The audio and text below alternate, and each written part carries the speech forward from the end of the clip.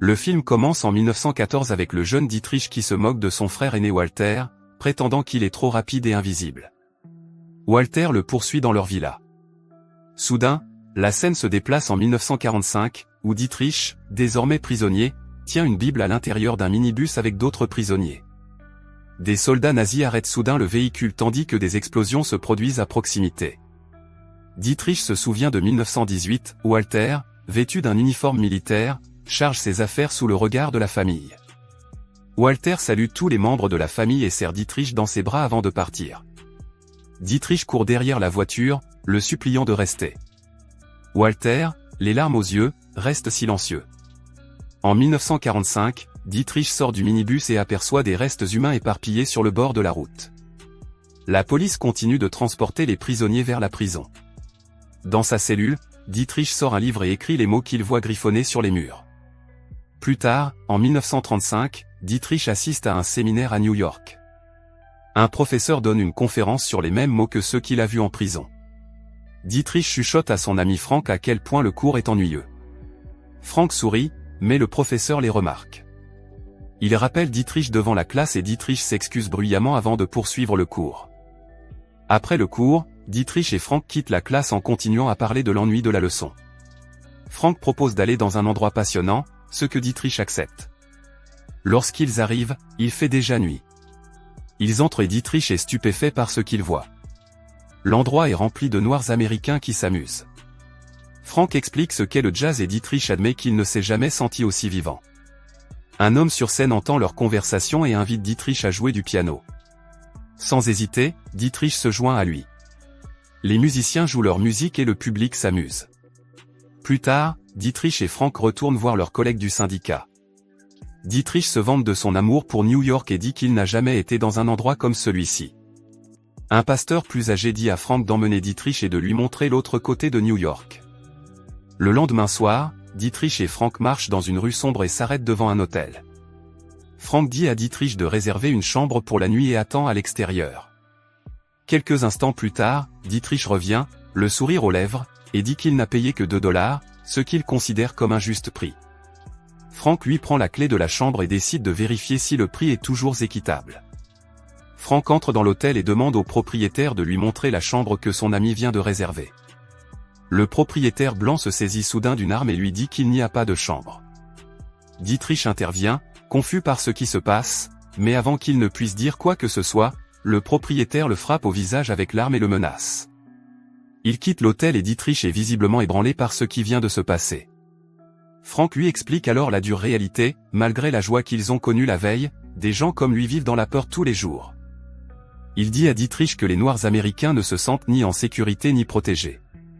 Après avoir appris cette leçon, Dietrich rentre chez lui en Allemagne. Il joue du jazz au piano pour sa famille, en utilisant ce qu'il a appris à New York. Lorsqu'il termine, sa famille le regarde avec confusion. Il explique brièvement la musique, puis leur dit qu'à cause de ce qu'il a vu à New York, il ne veut plus être pasteur. Mais Dietrich surprend tout le monde en disant qu'il veut plutôt prêcher à l'église elle-même. Ces paroles font rire tout le monde. Le père change de sujet et parle de politique, disant que les nazis prennent le pouvoir beaucoup plus vite que prévu. Plusieurs années passent. Dietrich et son compagnon niais assistent à un séminaire au cours duquel un pasteur prend la parole et prêche haut et fort les bonnes actions des nazis. Toute la foule applaudit à la fin de chaque discours, sauf Dietrich. Ayant assez entendu, Dietrich se lève et quitte la salle d'un air furieux. En sortant, Niais le suit, dérangeant les gens qui se trouvent à proximité. Dehors, Niais lui demande pourquoi il fait une scène et attire l'attention sur lui. Dietrich répond qu'un homme, Hitler, qui ne semble pas être un bon dirigeant, est loué dans la maison de Dieu. Niais dit que Dietrich exagère. Ils finissent par se séparer et Dietrich rentre chez lui. Quelques semaines plus tard, alors qu'il se promène dans la rue avec son père, Dietrich lui demande s'il doit être courageux dans toutes les situations. Son père l'écoute et lui dit qu'il lui donnera des conseils le moment venu. Entre-temps, à l'église Kaiser Wilhelm, où Dietrich est invité à prêcher un matin, il se tient nerveusement dans les coulisses. L'évêque principal le remarque et lui offre des paroles de réconfort, sentant qu'il a peur de se tenir devant une foule. Le moment venu, Dietrich monte sur l'estrade. Il commence son sermon par un verset biblique porteur d'un message fort et critique. Ces paroles attirent immédiatement l'attention de tous. Au fur et à mesure qu'il avance, il précise à qui il s'adresse. Les généraux et les soldats nazis présents dans l'auditoire le regardent fixement. Ils finissent par se lever et partir avant qu'il n'ait terminé. Après le sermon, Dietrich s'arrête à l'entrée de l'église pour saluer les invités. À sa grande surprise, de nombreux participants le remercient, affirmant que c'est la première fois depuis longtemps qu'ils entendent la vérité de la part de l'église. Dans le bureau de l'évêque, celui-ci explique qu'il veut envoyer Dietrich en Angleterre pour répandre la vérité dans le monde. Dietrich accepte. Arrivé en Angleterre, il rencontre les évêques locaux et leur apprend que les nazis ont infiltré l'église. Il leur explique que les juifs ne sont plus en sécurité dans leur propre pays et que même les enfants de l'école du dimanche sont recrutés dans les camps nazis. Dans un premier temps, les évêques refusent d'intervenir, affirmant qu'il s'agit d'un problème qui concerne l'Allemagne et non le monde. Cependant, un évêque prend la défense de Dietrich et convainc les autres d'agir.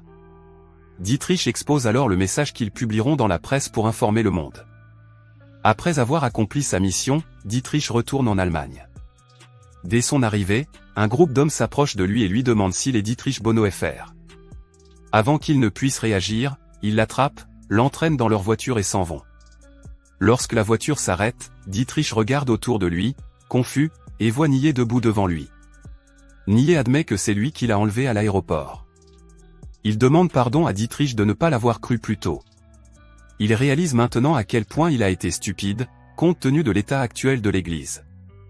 Nié annonce à Dietrich qu'il a réuni plus de 23 étudiants pour leur enseigner le vrai Dieu qu'ils méritent de connaître. Il leur a également trouvé un bon professeur. Dietrich, ignorant que Nié parle de lui, loue l'idée et se dit satisfait. Mais lorsque Nié révèle que Dietrich est lui-même l'enseignant, il hésite. Il dit qu'il ne peut pas enseigner parce qu'il a le cœur brisé. Après un moment de réflexion, Dietrich accepte et va à la rencontre de ses élèves. Après avoir passé un peu de temps avec eux, Dietrich commence à aimer l'idée. Il commence à donner son cœur à ses élèves et leur demande d'écouter un chant gospel sur le mal du pays. Alors qu'il réfléchit à la chanson, la scène bascule dans le présent, où Dietrich, désormais dans sa cellule de prison, sanglote en essayant de la chanter à haute voix. À ce moment-là, un bruit de bombes et d'explosions secoue la prison. L'impact détruit une partie du bâtiment, permettant aux prisonniers de s'échapper, y compris Dietrich. Alors qu'ils se précipitent tous à l'extérieur, Dietrich leur dit de ne pas bouger lorsqu'ils voient les gardes pointer leurs armes sur eux. Le film montre Dietrich lisant un magazine avec ses élèves sur la cruauté des nazis. Il décide de retourner à Berlin. Cependant, les rues étant occupées par des soldats, lui et ses étudiants n'ont d'autre choix que de se déplacer à pied. À leur arrivée, Dietrich voit de la fumée s'élever des ruines de la ville. La destruction l'attriste. Le lendemain matin, il se rend pour la première fois à l'église de Nié. Les généraux et les soldats nazis le regardent fixement et partent en silence. Le soir, le général nazi se présente à la maison de Nié pour le chercher alors que tout le monde est rassemblé à l'intérieur. Nié, déjà préparé à ce moment, ouvre la porte. Le général donne soudain un coup de poing dans l'estomac de Dietrich, puis ordonne à ses hommes de brûler toute la maison. Plus tard, Dietrich réveille le mari de sa sœur, Hans, et lui dit qu'ils doivent parler. Ils se réunissent dans le salon pour trouver un moyen de sauver les gens. Les élèves de Dietrich tentent de le convaincre de ne pas suivre le plan, arguant que cela va à l'encontre de leur foi. Cependant, Dietrich est d'accord avec l'idée de Hans d'assassiner Hitler et de mettre fin à la souffrance. Hans explique à Dietrich que pour y parvenir, il doit faire semblant de rejoindre les nazis. Il explique que pour frapper, il faut être proche de l'ennemi. Dietrich hésite, mais finit par accepter.